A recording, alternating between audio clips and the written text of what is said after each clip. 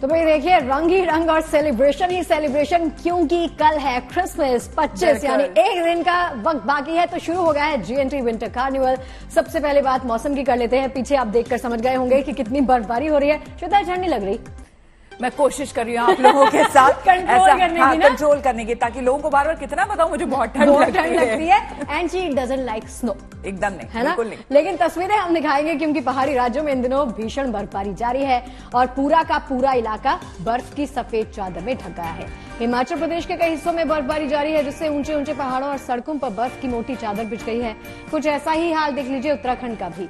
यहाँ भी स्नोफॉल की वजह से हर जगह आपको बर्फ ही बर्फ दिखाई देगी। जम्मू कश्मीर में बर्फबारी से मौसम सुहाना हो गया है। पहाड़ों पर हो रही बर्फबारी से सैलानियों के चेहरे खिल गए हैं। बड़ी संख्या में इन दिनों सैलानी छुट्टियां मनाने के लिए लगातार पहाड़ों का ही रुख कर रहे हैं।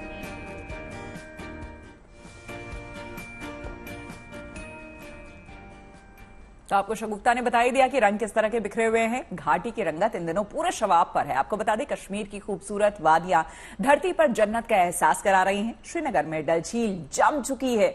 ऊंचे पहाड़ों पर भी बर्फ की मोटी चादर बिछ गई है।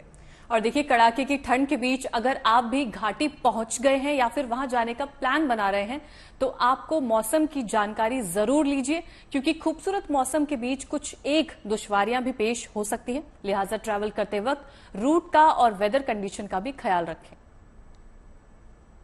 मंगलवार की सुबह कश्मीर में इस मौसम की दूसरी सबसे ठंडी सुबह थी। रात में तापमान -6 डिग्री तक श्रीनगर में लुढ़का, जबकि कश्मीर के दूर दराज और पहाड़ी इलाकों में तापमान -10 तक भी लुढ़क चुका है।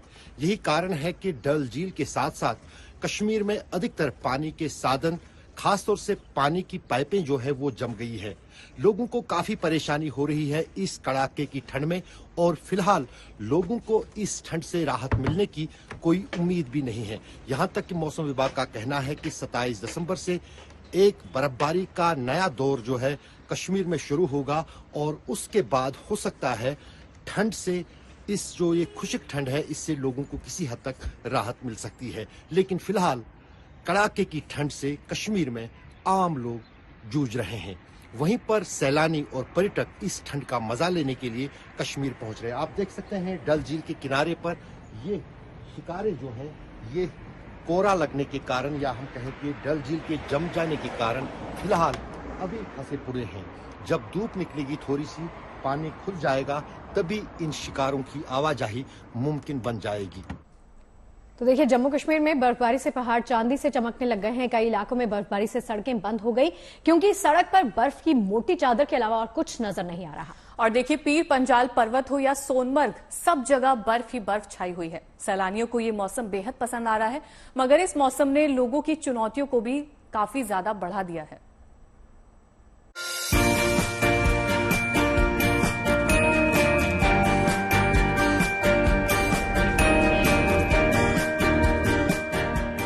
यूं तो इन दिनों पूरा कश्मीर चांदी की तरह चमक रहा है, मगर सोनमर्ग का नजारा तो देखने लायक है। और इन दिनों यहाँ की खूबसूरती अपने शबाब पर है। कुदरत ने ऊंचे ऊंचे पहाड़ों का श्वेत श्रृंगार किया हुआ है। ऐसे में आम दिनों में हरे दिखने वाले पेड़ भी पूरी तरह सफेद दिख रहे हैं। इसे देख एक पल के लिए ऐसा लगता है जैसे खूबसूरत पेंटिंग हो।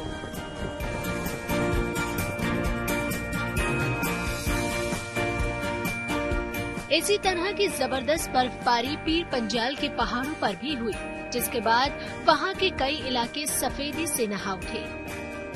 बेफिक्र होकर बहने वाली नदियां जम गई और उफनती लहरों का शोर सन्नाटे में बदल गया। सबसे ज्यादा मुश्किल मुगल रोड से गुजरते गाड़ी वालों को हुई, क्योंकि मौसम के बदले रुख से पूरी सड़क पर जगह जगह बर्फ जम गई और इस बर्फ से सड़कों पर फिसलन बढ़ गई।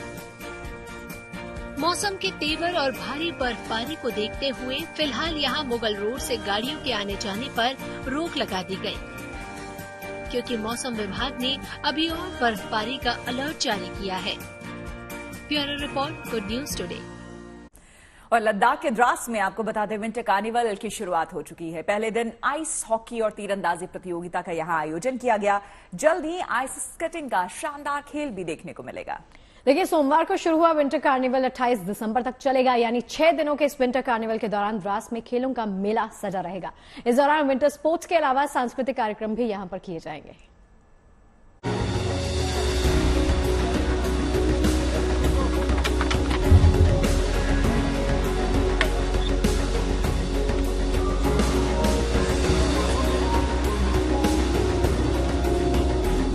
लद्दाख का द्रास सफेदी के रंग में समाया है। पहाड़ों पर बिछी सफेद बर्फ ने सब कुछ सफेद कर दिया है और सफेदी के इस रंग में इन दिनों आइस हॉकी का रंग भी जम चुका है। वापस पास कर दिया अपने दूसरे प्लेयर को। द्रास में मोस्ट अवेटेड विंटर कार्निवल की शुरुआत हो चुकी है, यानी उस इवेंट की शुरुआत हो चुकी है जिसका खिलाड़ी बेसब्री से इंतजार करते हैं।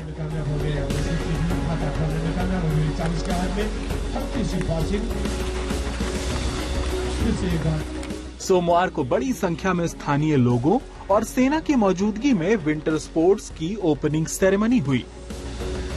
कार्निवल के पहले दिन आइस हॉकी का आयोजन किया गया। इस हॉकी के लिए खास तौर पर जमी हुई बर्फ की रिंक तैयार की गई। -11 डिग्री तापमान में भी खिलाड़ियों के हौसले बुलंदियों को छू रहे थे। भीषण ठंड में भी खिलाड़ियों का जोश हाई दिख रहा था।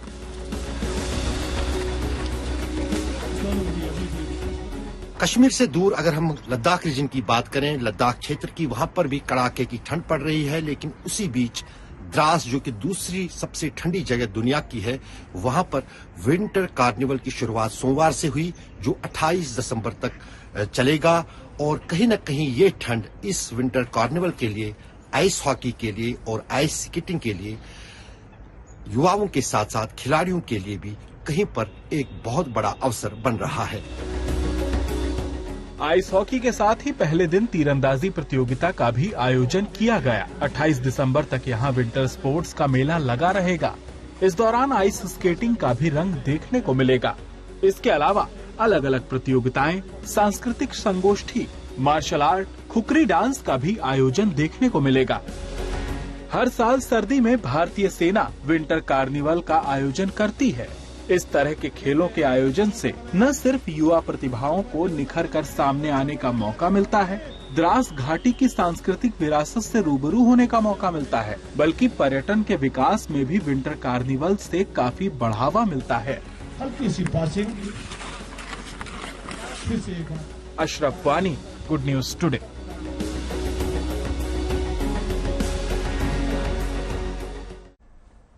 चलिए आपको उत्तरकाशी लिए चलते हैं, जहां स्नोफॉल के बाद पहाड़ पूरी तरह से बर्फ से ढक गए हैं। पारा लगातार गोते खा रहा है और देखिए कई इलाकों में सड़कों और घरों पर भी बर्फ की मोटी परत जम गई है। ऐसे में प्रशासन की ओर से सैलानियों से सतर्कता बरतने की अपील की जा रही है। वेस्टर्न डिस्टर्बेंस के सक्रिय होते ही एक बार दोबारा से उत्तरकाशी के ऊंचाई वाले इलाकों में बर्फबारी हुई है। बर्फबारी के बाद पूरा जो उत्तरकाशी का ऊंचाई वाला जो एरिया है वो बर्फ की सफेद चादर से ढक गया है। आप देख सकते हैं किस तरह से पहाड़ियों पर कोहरा अभी लगा हुआ है, यानी कि इसके पीछे का जो दृश्य है वो बिल्कुल बर्फ की सफेद चादर से ढकी हुई पहाड़ियां हैं मेरे सामने। और आप देख सकते हैं आप किस तरह से जो यमुनोत्री धाम की ऊंची जो पहाड़ियां हैं, कालिंदी, श्रीकंठ है, वो पूरी तरह से बर्फ के आगोश में समाया हुआ है। चारों ओर बर्फबारी के बाद अब उत्तरकाशी पूरा जिला शीतलहर की चपेट में आ गया है। हालांकि न्यू ईयर सेलिब्रेशन और साथ में क्रिसमस के चलते जो पर्यटकों का आमद है वो इस तरफ बढ़ी है। प्रशासन के द्वारा एडवाइजरी भी जारी की गई है कि फिसलन भरी जो सड़क है, जो स्नो कवर्ड जो सड़क है, वहां पर बड़ी सावधानी से पर्यटकों को अपने वाहनों को चलाने की हिदायत दी गई है। ओंकार बहुगुणा, उत्तरकाशी। हिमाचल प्रदेश में आपको बता दें एक बार फिर से बर्फबारी हुई है जो यहां दिलकश नजारा पेश कर रही है। ऐसा लग रहा है जैसे कुदरत ने पहाड़ों का श्रृंगार किया हो। और शिमला से लेकर कुल्लू मनाली तक में बर्फ की फुहारों ने पर्यटकों को जश्न मनाने का अच्छा मौका दे दिया है। हालांकि बर्फबारी ने ठिठुरन भी बढ़ा दी है।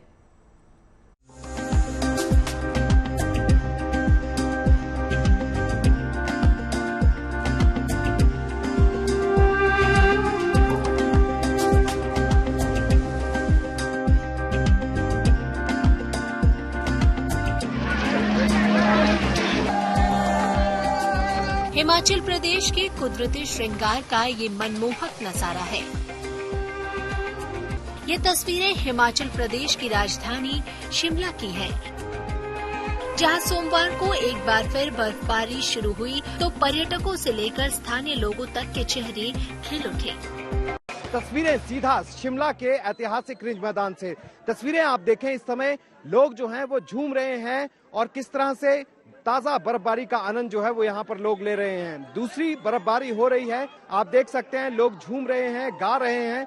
दरअसल मौसम विभाग ने पहले ही अलर्ट जारी किया था कि 23 और 24 तारीख के लिए शिमला समेत जो ऊपरी शिमला और हिमाचल के जो ऊंचाई वाले इलाके हैं वहां पर बर्फबारी हो सकती है। देखें, यहाँ पर मेरे पीछे चर्च है और ये ऐतिहासिक चर्च, यहाँ पर तैयारियां जो है वो पूरी तरह से चल रही हैं। रिज का एक दूसरा हिस्सा है जहाँ पर आप देखें विंटर कार्निवल यानी पर्यटकों को आकर्षित करने के लिए ये इंतजामात यहाँ पर किए गए हैं। व्हाइट क्रिसमस की उम्मीद पर्यटकों को, न सिर्फ पर्यटकों को बल्कि यहाँ के स्थानीय लोगों को भी थी और आने वाले समय में तापमान जो है वो और भी गिरने के आसार नजर आ रहे हैं।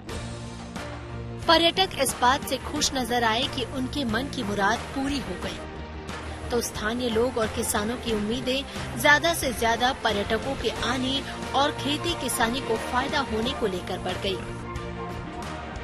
बहुत आनंद आ रहा। आज हमारी वापसी थी और स्नो दे के हम 2 दिन का प्लान और बना लिया, यहाँ रुकने का, पूरा एंजॉय करेंगे बर्फ को, पूरा यह मैं कहना पूरी यस करा देंगे पंजाबी, पूरी ओके रिपोर्ट, बल्ले बल्ले।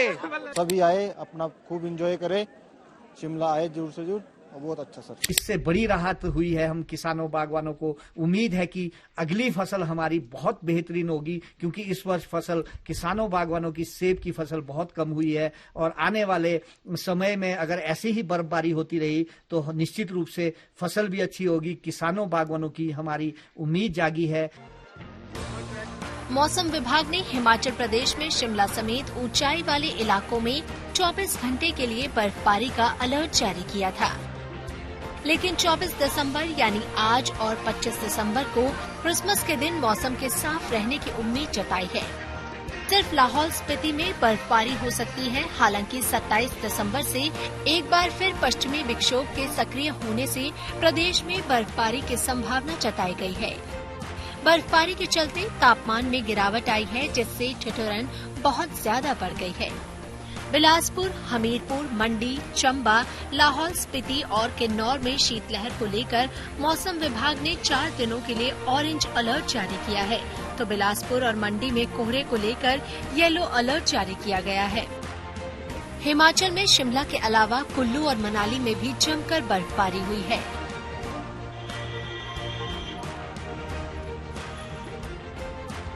मनाली में भी कुदरत ने जैसे हर तरफ सफेद श्रृंगार कर दिया।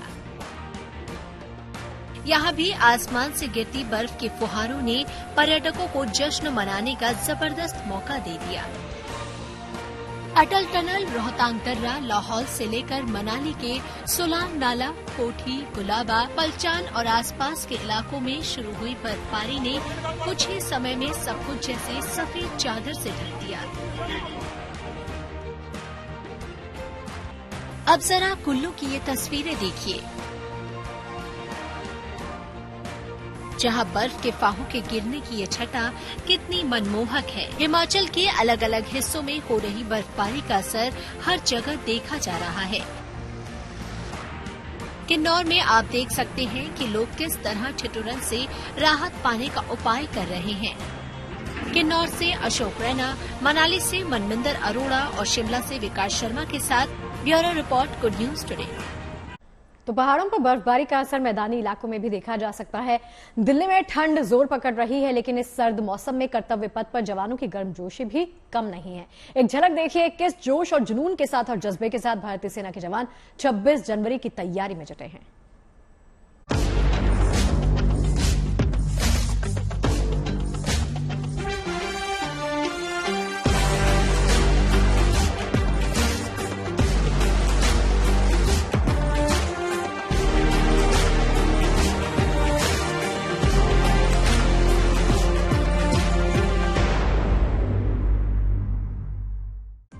और अब बात कर लेते हैं आस्था के मेले की। जी हाँ, हम बात कर रहे हैं प्रयागराज में महाकुंभ की। प्रयागराज में महाकुंभ को लेकर तैयारियां आखिरी चरण में हैं। सभी कामों में तेजी देखी जा रही है और लगभग ये खत्म हो चुके हैं काम। तैयारियों से संबंधित आपको हम 3 तस्वीरें दिखा रहे हैं।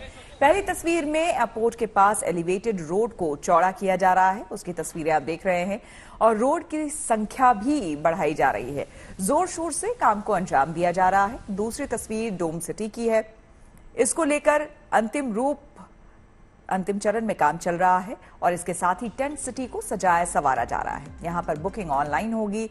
तीसरी तस्वीर प्रयागराज के घाटों की है जो आपने देखी।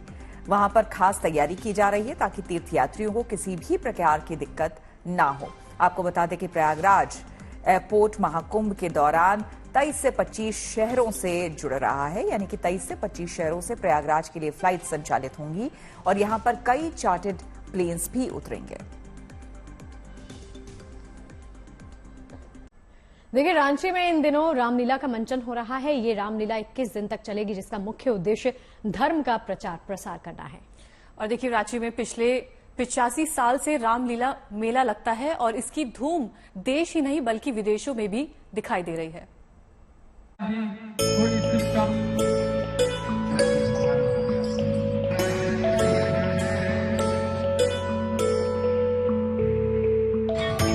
शिवजी का धनुष टूट चुका है, परशुराम क्रोधित मुद्रा में है।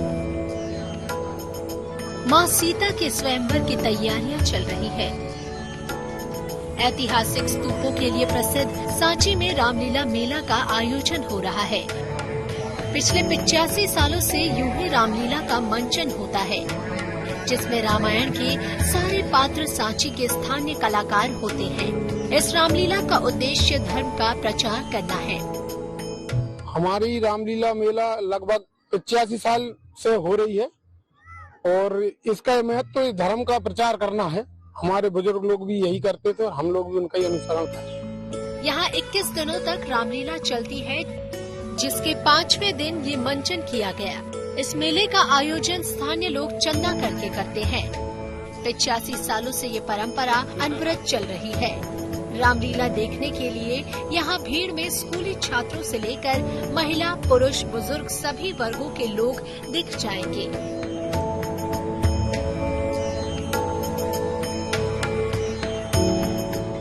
इस मेले की सबसे खास बात यह है कि जब 21 दिनों का मंचन पूरा हो जाता है तो विदेशी पर्यटक इसे अपने कैमरे में कैद करके भारतीय संस्कृति की झलक के तौर पर इसे साथ ले जाते हैं।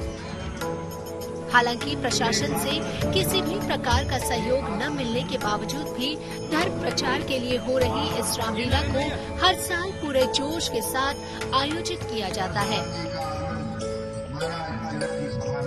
सांची से राजेश कुमार रजक के साथ bureau report, good news today. Street corner, अरे वाह, जिसका इंतजार था, है ना? ये स्ट्रीट है फूड की, फूड स्ट्रीट। तो यहाँ पर इंतजार आप सभी को रहता है, राइट? बिल्कुल, मुझे तो बहुत ज्यादा इंतजार है। और अब ना कुछ खिला दो आप प्लीज, बहुत टेस्टी सा खाने का मन कर रहा है। कुछ खाने का रखा हुआ है लेकिन फिर भी खिला दो कुछ। नहीं श्वेता, मीठा नहीं है कुछ। हाँ, मीठा नहीं है, नमकीन है। अच्छा, लड़कियों का स्वीट टूथ होता है ना? आई नो, तुम्हारा भी होगा। वजन इसलिए तो कम नहीं होता रहता है। नहीं, बहुत हो गया, बहुत हो गया है। आई नो, लेकिन आप नहीं बोल सकते, आप तो रेगुलर योगा वगैरह करते हैं, दैट्स वाई, बहुत ही कंट्रोल करते हैं खाने पीने में। हमें बड़ा चढ़ा के समोसे भी खिला देंगी ये, हमें सारी मीठी चीजें खिला देंगी। यहाँ पड़ा रहता है, जिसने खाना होता है उसकी इच्छा होती है। नहीं, लेकिन आप आते साथ बोलते ये बहुत अच्छा है, खा लेना। और हम तो खा लेते हैं, लेकिन ये देख करके रह जाती है। तो ये बताइए, मीठे में आपको सबसे अच्छा क्या लगता है? यार एक I can't choose one, but immediately जो इंस्टेंटली दिमाग में आ रहा है गुलाब जामुन। वाह, अरे यार, आप बताइए, मेरे मुंह का टेस्ट छीन लिया आपने। इनफैक्ट मैंने कल ही खाया था गुलाब। और ज्योति कह रही हूँ, श्वेता, ज्योति कहाँ से नाम आ गया? जलेबी और रबड़ी का कॉम्बिनेशन। लेकिन क्योंकि अब क्रिसमस है तो केक खाने का भी मन। वाह, ये भी बात है। लेकिन जहां तक चूंकि दिल्ली की बात है, दिल्ली में जलेबी रबड़ी का कॉम्बिनेशन बड़ा चलता है। यहाँ पे लोग बहुत खाते हैं। अभी शादियों में भी आपको हर जगह वही मिल रहा होगा। आप क्या खिलाने वाली हैं? लेकिन वही मैं कह रही थी कि देखिए, ये जो ऐसे आइटम्स है ना, ये सुने हुए हैं। केक आपने सुना है, गुलाब जामुन सुना है। आज जो लोगों को हम बताने जा रहे हैं वो थोड़ा डिफरेंट है, सुनने में भी अलग लगेगा। लौंग लता। जी हाँ, बनारस आपको लिए चलते हैं और यहाँ की फेमस मिठाई है जिसे काशी समेत पूर्वांचल के कई हिस्सों में बनाया जाता है और बड़े ही चाव के साथ खाया जाता है। हम भी खाना चाहेंगे अगर हमें मौका मिलेगा। तस्वीरों के जरिए आपको दिखा देते हैं कि आखिर इस मिठाई में ऐसा क्या खास है कि दूर दूर से लोग खींचे चले जाते हैं खाने के लिए।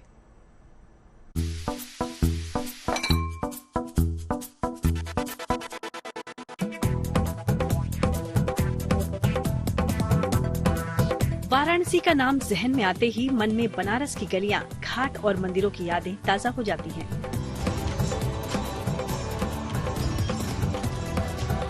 लेकिन बनारस की उन्हीं गलियों में देसी जायके का तड़का भी होता है, जो बनारस को और भी खास बना देता है। बात बनारसी पान की हो या पप्पू की चाय की, बात यहाँ की लस्सी की हो या गोलगप्पों की, सब कुछ यहाँ खास है।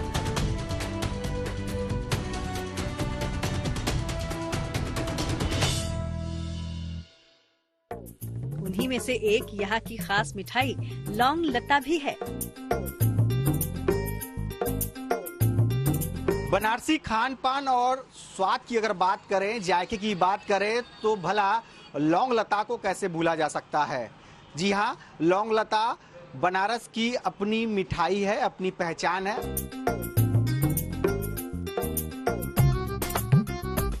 तो चलिए आपको बनारस की उस मशहूर दुकान पर लिए चलते हैं, जहां मिठाइयां तो बहुत मिलती हैं, लेकिन यहाँ की लौंग लता की बात ही निराली है।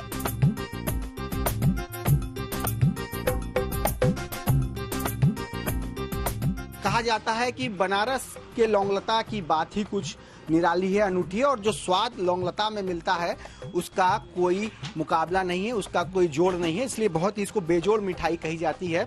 और लौंगलता की तलाश करते हुए बनारस में हम आ पहुंचे हैं, वाराणसी के इस बहुत पुराने सिगरा से महमूदगंज जाने वाले मार्ग पे, जो मधुर मिलन के नाम से है। मधुर मिलन नाम से चल रही मिठाई की इस दुकान पर लौंग लता को देसी अंदाज में बनाया जाता है और पिछले 42 साल से इस दुकान पर लोगों को बनारसी लौंग लता परोसा जा रहा है।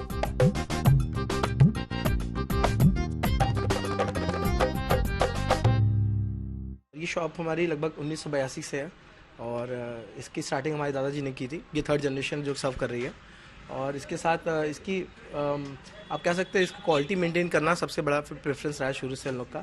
तो उसकी वजह से कहीं ना कहीं टेस्ट, वो जो पुराने टेस्ट रहे हैं वो बरकरार रहे हैं और थोड़ा हम लोग प्रयास भी करते हैं कि वो टेस्ट बरकरार रहे। तो हम लोग का ऑल ऑफ द एंड यही है कि क्वालिटी सर्व करना है।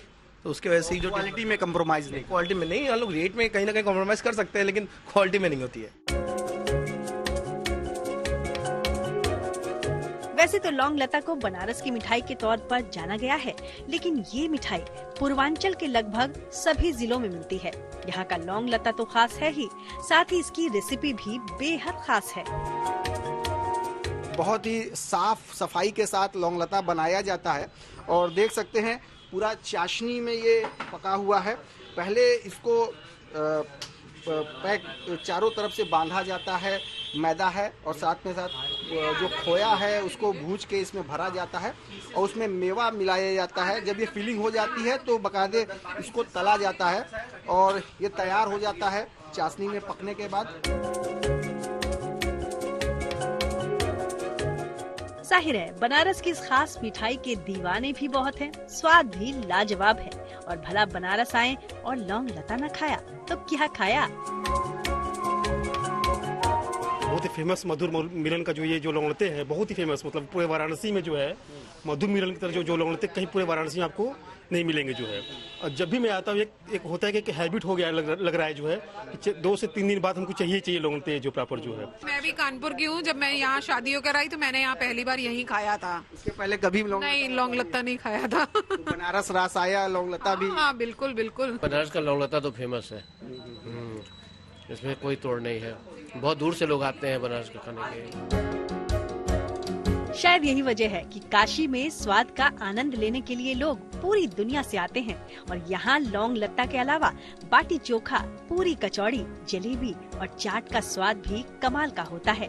वाराणसी से रोशन जायसवाल के साथ bureau report, good news today. तो चाय पर चर्चा में फिलहाल इतना ही, लेकिन जाते जाते इन एडवांस आप सभी को मैरी क्रिसमस। कल मुलाकात होगी।